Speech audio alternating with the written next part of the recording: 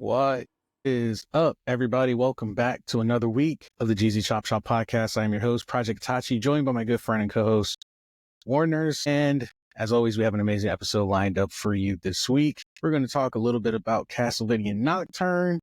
So if you haven't watched it on Netflix, go and check it out before we dive into the episode. And we're going to talk about some confusing gaming timelines for what are actually pretty good games, a couple of niche games that I think you guys should check out, and some names that you are familiar with. We just want to talk about like how the release times and the actual chronological timeline of the games are just so wacky, but somehow adds a little bit of interest to it. But before we dive into the episode, a little bit of housekeeping. If you guys have not already and you are listening to the GZ Chop Shop podcast on your favorite podcast platform, don't forget we also have a YouTube channel at GZ Chop Shop. So if you want to watch the episodes, you can visit our YouTube channel. If you want all of our stuff in one place, check out our website, gzchopshoppodcast.com, where you can also submit audio clips with your thoughts on some past episodes that we might play on a future episode. It'll be a nice little icon that pops up in the lower right-hand corner of your favorite device that you're using to check out the website. And all of our links are right there as well. So if you want to support the podcast via Patreon, you can sign up from right there. Or if you just want to support the show in general, everything is right there as well. Also, if you guys do not know, we have started writing way more articles and blogs. So if we didn't cover something in the podcast itself, we probably did cover it on the website. So if you are interested in getting the latest and greatest in news, make sure to check out the GZ blog. We are thinking about starting the digital magazine somewhere in the near future. And if I kind of wanted to bring back some like retro things, we're like losing all of our gaming magazines and stuff. And I'm like, you know what? I think they thought nobody was interested in that stuff anymore, but I think people still like them, miss them. So we may come out with our own GZ digital gaming magazine in the near future. So if you're interested in that, keep your eye on the website. If you're already a Patreon, you won't have to do anything. Once we release it, you guys are always going to be issued a copy as thanks for being a Patreon. And that goes for any projects we have coming down the pipeline. If you're on patreon.com/OSN media, you're automatically enrolled to get all of that great stuff as well. And finally, our newsletter, GZ Chop Shop podcast newsletter, is going to be rolling out again soon. We're going to try to make it at least a bi-weekly newsletter, but we really wanted to craft it in a way that wasn't just like your generic newsletter. We wanted to make sure that it was great information, worth reading, and things that you guys would be interested in. So we've been really taking our time building it. So if you guys want to sign up for the newsletter, gzchopshoppodcast.com. All right.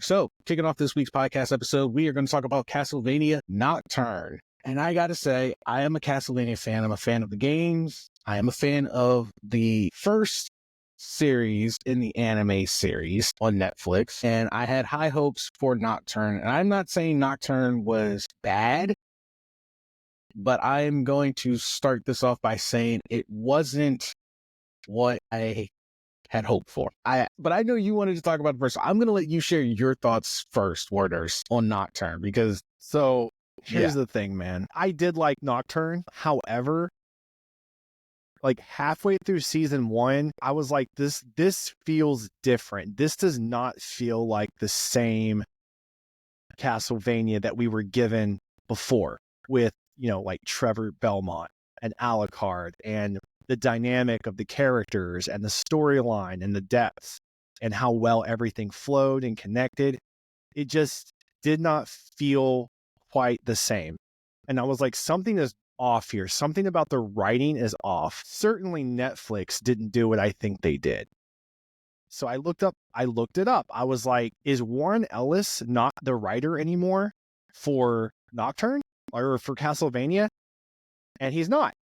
He was fired for alleged misconduct. Nothing was ever finalized or charged or anything.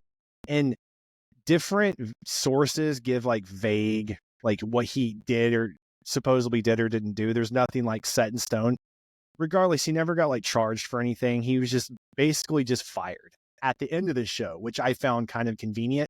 Like, oh, you let him do all the writing for your success, and then you just got rid of him. And the reason this felt off, because the writing in Nocturne is so incredibly bad compared to Castlevania. And I couldn't quite place what it was. And so when I found out that they switched the writing or the writers to, they brought in this guy named Clive Bradley. And I'm like, who is that? Like, Warren Ellis, by the way, he's not like mega popular. I'm familiar with some of his old stuff, but he has an extensive, like a few decades of experience writing screenplays and scripts and, stuff in that area for video games and comics. And he's been doing this for decades, and TV shows.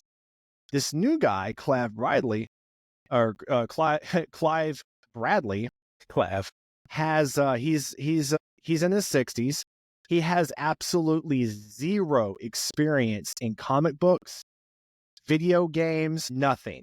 No experience. This is his first, you could say, video game adaptation, and it's definitely his first, you could say, sort of like nerdy type of adaptation, right? He has a handful of things to his name, and at his age, and I'm just calling it what it is for like the type of career he has. If you're in your 60s, you generally, and you're a playwright, a screenwriter, a writer, an author, whatever the case, you generally have a whole lifetime legacy behind you. Like if you're a good writer, like you have countless shows and all, like a resume, right? This guy has like 6 things, and not a single one of them are anything that people could probably name. And none of them are games. None of them are anime. None of them are comics. None of them are in that medium of Castlevania or a video game adaptation. And it shows in the writing. I did not hate Nocturne. It just feels very forced, if that makes sense. Like it just feels like somebody was trying to make something happen, but they couldn't quite find the words to express it. That's what it feels like. And I told you guys this before, the only saving grace to me for the entire 2 seasons of Nocturne was the last 2 episodes of Nocturne for season 2, because I will give credit where it's due. The last 2 episodes of season 2 of Nocturne were freaking stupid good. I was like, that's what I'm talking about. That's what we wanted to see. What is a Belmont? What can they do? There's Alucard kicking ass. We have 2 Belmonts. We have this badass epic fight, and it's a real good fight. It's not whatever the hell. And I know like some people are kind of like upset about they change like races and they changed some stuff up. I think we can all agree they did great with Isaac. They kind of took him out of that villain role in Castlevania. I think in the games he like resurrected Dracula, and he was like super evil, and he was more of like an anti-hero. And they made him African American and gave him this backstory, and like it wasn't forced, and it was just a good story, and it fit. No one cares about that stuff. People care about the writing. Is the writing good? And the writing in Nocturne is just so forced, man. And I just could not bring myself to. It's like I didn't hate Nocturne, but I just couldn't bring myself to like it. Like nothing about it was like, I'm not going to rewatch Nocturne. I've rewatched Castlevania a few times. Like I've been like, man, I haven't seen Castlevania in a few months. I'm going to rewatch it because it's awesome. Nocturne doesn't do that for me. Yeah. A lot of people were excited to see Richter Belmont, a fan favorite, hitting the screen, Alucard coming back, his cousin Maria, because it seemed like they were setting up for Castlevania Symphony of the Night, which is hailed as the best Castlevania game, period. And then with Richter, they were like, oh, are they going to somehow mix Symphony of the Night with Rondo of Blood? Because, and, guys, feel free to correct me if I'm mistaken in my timeline here. Rondo of Blood, if I remember correctly, technically takes place before Symphony of the Night, because in Symphony of the Night, Alucard meets Richter, who has now declared himself Lord of the Castle, because at the end of Rondo of Blood, he had defeated Dracula. And Symphony of the Night is kind of like a unofficial sequel to Rondo of Blood, because that's when Alucard and Richter meet, and Maria asks Alucard, save my cousin. He's being controlled. And it actually has kind of a, somber ending to it. For anyone who's never played Symphony of the Night, Rondo of Blood, they're both really, really great games. You should, give them a go. And it seemed like Nocturne was like, yeah, we could do that, but we're not going to do that. We're going to go with the revolution, and we're going to go with this whole different direction, and we're actually going to backseat the Belmonts a bit. We're going to make one of them. They backseated the Belmont backseated the Belmonts hard. They didn't let Richter be Richter until the last two episodes. We like the side characters in Castlevania, like the original one. We love the side characters. They all had like interesting pieces about them, and in the way they interacted and how they fit. But we were watching for Trevor and Sypha and Alucard. We were watching for the main story there, the Belmonts and Dracula and that war. But they just threw it to the back seat. Yeah. I see, and I said this when we were discussing it. I said Netflix has an issue with people that know the lore. Like they'll say, hey, we're going to do this adaptation. And then they will bring in people, actors and writers, who know the story, know the lore of the game. And then when they go and change it, and then those people are like, yeah, that's not how it goes. That's not what it is. They're saying like, okay, well then you're out. We got what we wanted from you. Now we're changing it. Because this is like, it's like, Netflix has the most arrogant writers on the face of this planet right now. And I don't know why, because almost none of them have written anything that's really that great as far as adaptations go. I think they did great with Arcane, but I that's easy to do when you're talking League of Legends, because League of Legends has a storyline, but kind of like the Fallout show and the Fallout video game, there's a lot of like wiggle room. You don't have to follow some direct timeline, and it's much easier to adapt something like that than when you're trying to follow something that has books and comics that are more linear.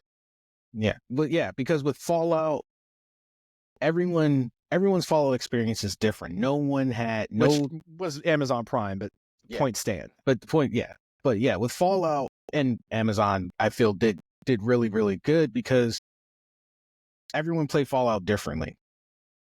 So all they needed to do was create a character that fit into the Fallout world that we know. That's it. So no one could get upset if a character in the Fallout world acted differently, but they had to make sure that the world is Fallout. Right. So that we felt the familiarity with it. And Netflix, for some reason, they keep picking the linear stories and going, but we're not going to do that. We're not going to take this character that everyone knows and loves in this established world and stick to it. We're going to change it. We're going to bring in people that know it to set it up, and then we're going to kick them out. What kills me is people even defend this stuff. Like people will defend these writers that are so arrogant. They think that they can write a better story than the original author of the books or the original creator of the comic or of the video game. Things that already have established, like all you copy and paste. It's all you have to do. And they're like, what is that skit by God, who was it? Caleb City. And he's like, I think he does a thing. He's like, copy and paste. And then he's like, you know what? Let's make the people animals and the animals people or some shit. And I'm like, that's exactly what they do. Just like, it's ridiculous, things that man. Don't need to be changed. Just change. And someone like, why? Like, why? So I don't get it. And then they wonder why their shows get canceled after a couple of seasons. And I think the only reason they're getting away with this in Nocturne is, and I have a feeling that a large amount of people who are okay with how they've handled Nocturne have almost no comprehensive skills when it comes to reading and writing. Because there is no way that you watched Castlevania the first season, the first 4 seasons of regular Castlevania, and then went into Nocturne and felt that you were equally captured in the storyline and the characters because the writing is so drastically different. Yeah, there was I was gravely, it's almost like, I think and this is just my theory, there's no like evidence to back it, this is just as an observation. I think Netflix wants Castlevania to fail. I think they intentionally set themselves up for failure for some reasons, whether they just don't want to spend the money on these shows anymore, because the first Castlevania was amazing.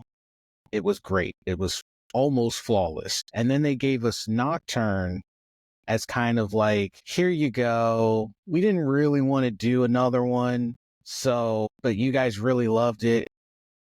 But we really don't want to do it. We kind of want to slot some reality show in there here. So if we give you this crapshoot of a Castlevania, we can then blame viewer retention and cancel it. And I think that they just, because they know the fans aren't going to let them twist it and turn it into something completely different, that they're like, okay, well, we can't manipulate Castlevania to what we want Castlevania to be, then we're just going to make sure it gets canceled by delivering a crap product. What is it? It's Powerhouse Animation? Powerhouse Studios? So, yeah. Because I know they have quite a few other shows coming up. They're doing Devil May Cry, I know, and I forget a few other ones that they're coming through and doing. I don't think they're trying to ruin Castlevania. I think they're trying to get all these other titles and do the same thing. And the thing is like their animators are really good. The animations are fine. The animation is great. The directors, I liked the directors. I feel like they were doing a good job, at least with the first one, of Sam and Adam Dietz. They do have like a history of like this kind of stuff. So I'm just very curious. It must be like, is Netflix just kind of getting involved with the directors and telling them what to do? Like, well, something has to be going on here, because it's a drastically different tone and feel to the show than the first one. Yeah. It's what blows my mind is like the amount of influencers getting online and they're like, oh, this show is fire. I'm like, I wouldn't use that term. The first Castlevania was fire. The second one was, it was all right, but it just, like I said, it just felt forced. Don't sit there and lie. Don't sit there and lie and say that show is fire after watching the first 4 seasons of the first Castlevania. No, actually, a lot of the reviews. Don't gas up a fucking show that there is no way they felt that way. They had to have said that shit for views just to get people talking. There's no way they felt that way. There's reviews that are out there where like Castlevania Nocturne should not have been streamed. I hate IGN, and I almost never agree with their bullshit. And even I was mad that I actually agreed with IGN for once. And I hate IGN. I cannot stand the writers over there. Yeah. Nocturne was from a storytelling perspective, a disappointment. From an animation perspective, it was great. It was phenomenal. The fights were on point. But it seems like I guess Netflix doesn't think that their audience is intelligent enough to notice a difference, that we were all just going to go, ooh, it's pretty, the fight's amazing. I'm telling you, dude, you know how people are, like, people can be tone deaf to music? Yeah. Or people can't read the room, like some people can't take hints. There are people, and a lot of people, because of our education system mainly, they cannot pick up the differences in writing and tones and themes. Yeah. And it's pretty obvious if you're watching the first one and then like going on to the Nocturne and going, this is the same show and it's even better, actually. I'm like, ain't no way, dude. But let us know your thoughts. Did you watch the first Castlevania? Did you watch Castlevania Nocturne? Did you enjoy it? Did you not enjoy it? I promise we will not make fun of you openly. But no, let us know your thoughts if you enjoyed Castlevania Nocturne and what you thought about the writing. And should Netflix keep getting these exclusive animes if they are going to deviate so drastically from the source material? GGChopShopPodcast.com. Let us know your thoughts. So moving on to our next topic, something that in its own is, I think, amusing because you had mentioned Devil May Cry, and actually Devil May Cry fits into this. I know I had told you about the East series, Yeah. and you were like, I have no idea what this is. I had no idea. So I had to look it up. I'm going to put you on. I'm going to put you on. And then when I looked it up, I still was like, I don't know what this is. Okay. So even Persona, like, I was familiar with that, and they're niche. Yeah. Persona is niche, but Persona is a spinoff of the Shin Megami series, and that's a whole universe, and Metaphor is a spinoff of that as well. Yeast, however it is properly said, I always referred to it as the Wise series because it looked like the letter Y, because I didn't know what language it was being pulled from. I was like, oh, the Wise series. Oh, you do what I do, and you called it whatever you felt like it. Yeah, because I wasn't into it at the time, but now I'm trying to remember. It's like, see, it's easy, isn't it? It's easy. I was like the Y series, but it's like it's the East series or the. Tell me about this Y series. What's it really called? Man, I'm trying to say it, but I don't know if I'm saying it correct. I think it's East. Guys are like everyone who's You're like not a fan. selling me. I was hoping I was going to come on the show and you were going to sell me on this game, and so far I'm just trying to just want to log off and leave. No, I'm into it now. I think you would enjoy it because the series actually started in 1987. Jesus Christ. Is it an RPG? It's an RPG. Okay. And the main character would make Ash Ketchum blush in terms of aging. Because it's with the exception of Yeast Origins, it's the same main character across all 10 games. How old is this main character? So I'm playing Nordics, and this is why I say I love games that have these convoluted, confusing timelines as compared to release. The 10th game is actually the third in the chronological story. So the newest game is the third in the storyline, and he's 17 at the time. And the 9th game, which actually came out before, obviously, this one, is the final stage in the storyline. It is a very confusing timeline. I'm already confused. Yeah, but that, for some reason, I think that makes it interesting. Okay, I need to know what this game's about.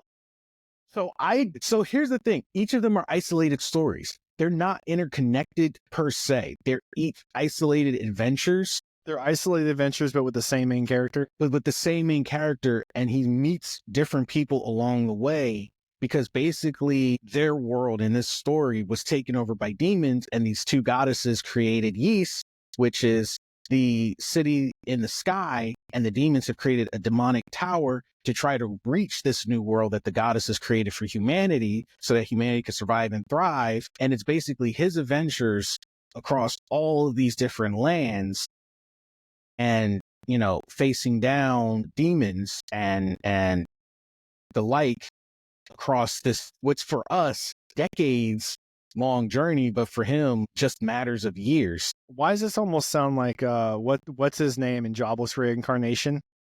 Man goes on 9,000 adventures before he finally comes home, and he's like, I guess I'll go to college. Yes. If you want, by the way, if you want a idea, yeah, Jobless Reincarnation is probably a good anime example, minus all the harem. It is basically that, where it's like, this guy, how I just nailed that.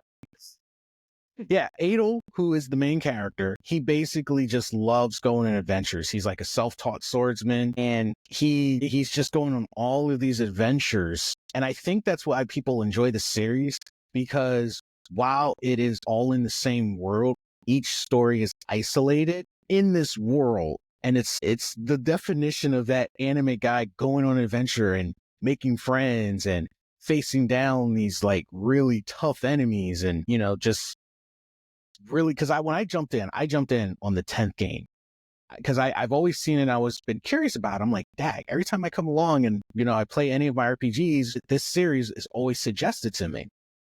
But I kept looking, I'm like, this is the 8th game, this is like the 9th game. It's like Dragon Quest. It's like, when can you jump in? But you can technically jump in at any point, because it's all isolated adventures in the same world. And the only two direct sequels are the first two games. The one from 1987 and I think it was 1988. The second one came out. It was either 88 or 89.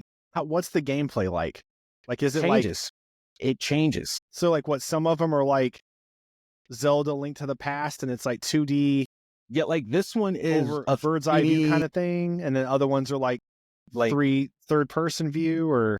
So that because of how old the games are, I think some of them have gone from turn-based, some of them have been top-down. This one is kind of like Tales of Arise in a way, and like combat. Number 10 is like Tales of Arise. So and this one has a seafaring combat. So they all change. And now I have not played all of the games. I haven't played all of them. So I'm going to be finding out as I go through because I'm trying to play it in chronological order. That's like how all the Fate games are different too. Yeah, like exactly. All the Fate games. The Fate games are more different than the freaking animes are. And I find that so fascinating. And how they play and like up here and the stories. Okay, so I have because I was curious. The series has been going from 1987 up with the current game of 2024. But by the way, guys, don't trust Google for game years and releases. I've recently learned that they are almost always wrong about their release years. So you can't trust Google on everything. So yeah, Ys Ancient, 1 and 2 was 1987 to 1988. And it's hard to get the earlier games, if you don't have a PSP. I think you can get the first two games on your phone as an app. But if you're trying to play them, so that was the first two. Then there was the third one, Wanderers, which I don't think is canon. Then they had 4, 5, all the way up, going through the years up until 10. The thing is, in chronological order, it is all messed up. It is 1 and 2 because 2 takes place literally after the credits of 1. That's the only one that's a direct sequel taking place in the same exact moment. Then, well, first it's Origins, then it's 1 and 2, then it's 10. You plop 10 in there. Then after 10, I believe it's Wanderer, which is 3 in release order. And then it is, hold on, because it was super duper confusing even to me. And I'm trying to Which play ones them in have you chronological played? order. Say what? Which ones have you played? I'm only on 10. I've only just recently gotten into the series. What is 1 and 2 on? You can get it on your phone, and if you have a Vita, you can get it on the Vita. Those are the only places you can get it now. Your phone? Like you can download it like from the App Store? Yeah. Apparently it's on iOS and Android, so you can download them as an app. I have a Vita, so I'm getting it on the Vita. That's really random. Well, they came out so long ago that they never really got a remake. They just constantly were getting updated to play. Well, not constantly, but they only got updated once to play on current hardware. They're not on Steam. That usually those things get ported over to Steam, but it's not on Steam. Yeah, because I'm asking because I found a lot of very interesting games on Steam from the early and mid 90s that I like just for funsies. I looked and I'm like, holy crap, that's on there. And games that are on there from the early 90s and they're like $20 because they know they're hard to get anywhere else. Like games that they're not good games. They're really just nostalgia. But I guess they know old fucks like me will be like, no, I haven't played that game in a long time. So yeah, they're using the nostalgia against you to play it. Okay, so the actual chronological order is you play Origins first, which is 700 years before Adel comes into the scene. Then you play 1 and 2. This is when Adel is in the scene. Then you play 10, which is the one I'm in, which is Nordics, which is kind of touches in Norse a little bit. I'm still in the early stages of it, but it's actually already become very addictive. And I'm going to explain why I wanted to put you on this series, because it ties in to another game series by Famicom that is really good. Then you play 4, which is Memories of Selkelta. Then you play 3. Then you play 5. And then you play 8. And then you play 6. Then 7. I already quit. And then 9. And 9 is the final end And of this spans over how many years, like in the game? I'm asking because you said the first one was 700 years before all this. So is Origins the only one that doesn't have the same main character? Yes. What would be the reasoning for that if all the other ones do? Because Origins establishes the world and how everything came to be in the rest of the games. Gotcha. Oh, that's kind of cool. Yeah. It establishes like how everything happened. And Origins is the oldest one? No, Origins is not the oldest one. 1 and 2 are the oldest. 1 and 2 is the older one. I'm so sorry. There's like nine games here to keep up with. That's what I was saying. It was confusing because if you look at the release order, Origins came out like after 3, I think. Like Origins didn't come out until there was already like 3-4 games in the series. So what game franchise is this connected to? Have you heard of the Trails series, Legend of Heroes? Yes. They are technically connected, and they're coming out with a game bringing them together this year called Like they're in the same universe? I don't know if they're the same universe. I think because in video games you can do whatever you want, there's probably a gateway that's going to connect the two. So like maybe more of a crossover? It's going to be a crossover, and it's Yeast versus Trails, and it's supposed to come out later this year. And I'm also playing the Legend of Heroes series. Now, I do have a few Legend of Heroes games, and that is a whole long universe. So for Yeez, if someone wanted to buy this game or play it, where would they play most of these at? You can play most of them on Steam or PlayStation, or pretty sure they're on Xbox as well. Like if you're trying to do it like I am, where you want to play in chronological order, I hope you have a PSP Vita, to get the first 2 games. But honestly, you can jump in anywhere. They're all self-contained stories. They do acknowledge that he's already been on an adventure maybe elsewhere, but you're not completely like isolated as say like if you play the Trail series, the stories are all interconnected.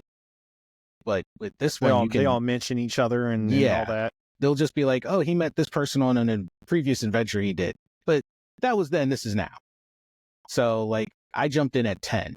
Which is technically, like I said, 3rd in the chronological timeline.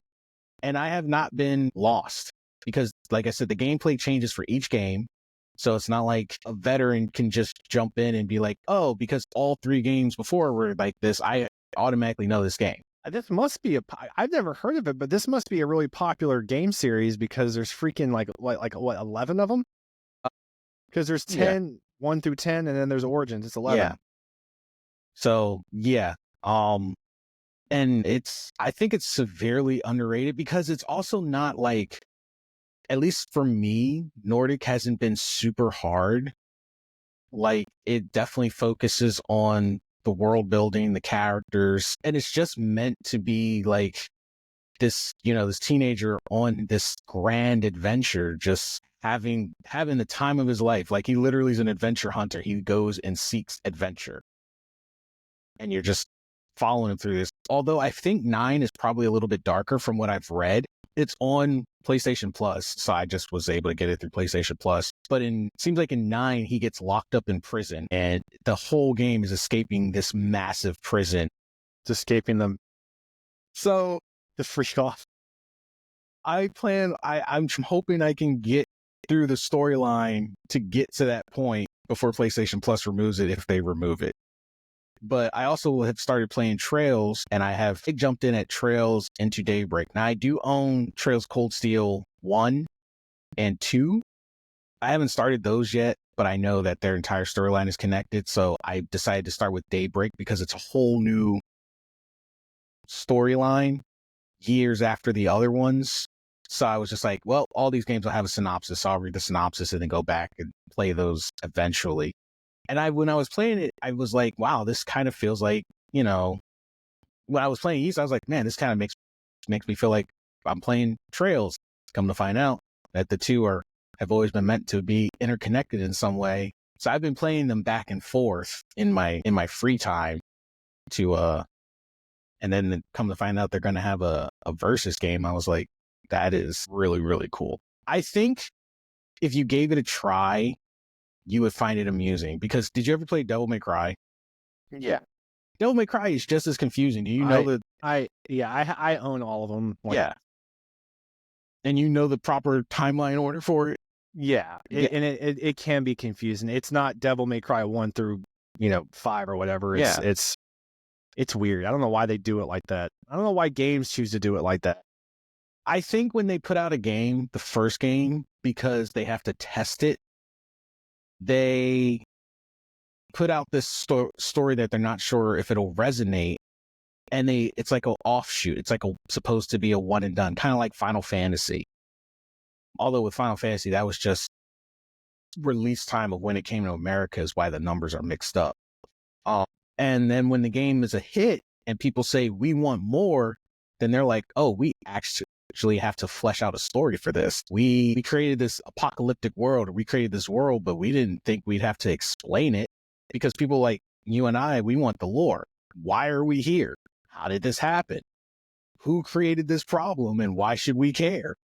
So then they have to backtrack and create that world and still make everything connect. And I think what happens is as they expand, they find their own gaps and loopholes. And they're like, oh crap, we've got to fill this in. Well, we can't fill it in the sequel because technically for this to exist, it would have had to happen in a prequel. So now we got to create a prequel game as the sequel game. And I think that's what happens. And you can only have one Origins game. The only game series that did it and it made sense to me was Silent Hill. Because Silent Hill doesn't need to be a linear story with sequels that are in order to make sense because of the type of game it is. Yes, that's the only game that I feel like being out of order is okay. The rest of them that do that, I'm like, stop it. And Silent Hill is a timeless space. It works. Like it's, when people are like, oh my goodness, you run into the guy from Silent Hill 1 and then you had to sit there and think about it like, wait a minute, what? And you're like, yeah, Timeless Hill, it's a Timeless Hill. Silent Hill is a timeless space. So timelines converging at different points works, makes sense. It's purgatory. There is no time exists there. But yeah, with other games, it can be a confusing mess. But I think that just comes down to writing. Mega Man, all the Mega Man. Right. Just because little factoid there, right? They're not in order either. They're not in order. There's like 15 of those things. Yep. So I'm not sorting through the Mega Man ones. I'm not doing that. That's something I had found out like a little while back, and I was like, wait, what? Yeah, I didn't even try to make sense of it. I never looked up like the order. I was like, I'm not even touching that rabbit hole. Yeah, I did it for the series because I like RPGs. I love JRPGs, and it's always been on my, you should play this. And I was like, okay, I'll give it a whirl. And I've actually been having a great time with Nordic. And like I said, I'm also having fun like tearing apart the timeline and understanding this. I also want to know how I want a little bit of the fountain of youth that Ash and Adel have, because man has been adventuring since 1987, and I think he's been 17 the whole time. Because in Nordics, he's 17. So I'm assuming by 9, he's maybe 19. That man's aged 2 years. Started adventuring before I was born. And we're older than him. So, even Ash would be like, damn, like, what's your secret? Man's been on full-blown adventures since 1987. But yeah, I'll point out Ash Ketchum did a lot for what he did in just 1 year. Because didn't he end the series 10 years old? Yeah, I think like 10 or 11. 10 or 11, so like 1 year. He did all that in 1 year. Canonically, he did all that in 1 year. In 1 year. His whole adventure, his whole 2 OG adventures were like the span of a year. That's crazy. Because we sure as heck were going through decades. He lived quite the life in 1 year. I'm just saying, I don't know if that would be great on your psyche. I have a theory about Ash Ketchum, by the way. What's your theory? If Professor Oak is I think Ash Ketchum is Professor Oak's experiment. Human experiment. And that's why he never aged. Well, none of the friends did either, though. Well, you know what? Brock eventually aged. Misty, She when they just run into disappeared. her like later on in the series, she aged a little bit. It wasn't a lot, but she did. You think everyone just started realizing Ash something was Ketchum different about never Ash? changed. He nothing. And I'm like, he was an experiment. And I think Professor Oak did some like, I don't know, weird Pokemon human experiments. Oh my gosh. Well, there was that moment that Ash went to the past and it was confirmed that Professor Oak remembered him from his childhood. Yeah, I bet he did. Because he was there at conception. I mean, when Ash went into the past, man. Yeah, whatever. They can try to close that loophole all they or that gap all they want.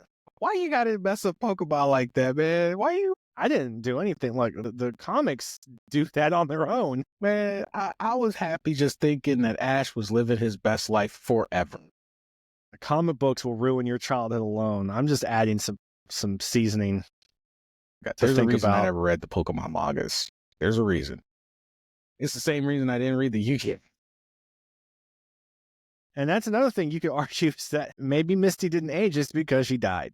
That Ghastly, or that Haunter, the Ghastly, I think it was a Haunter, killed her.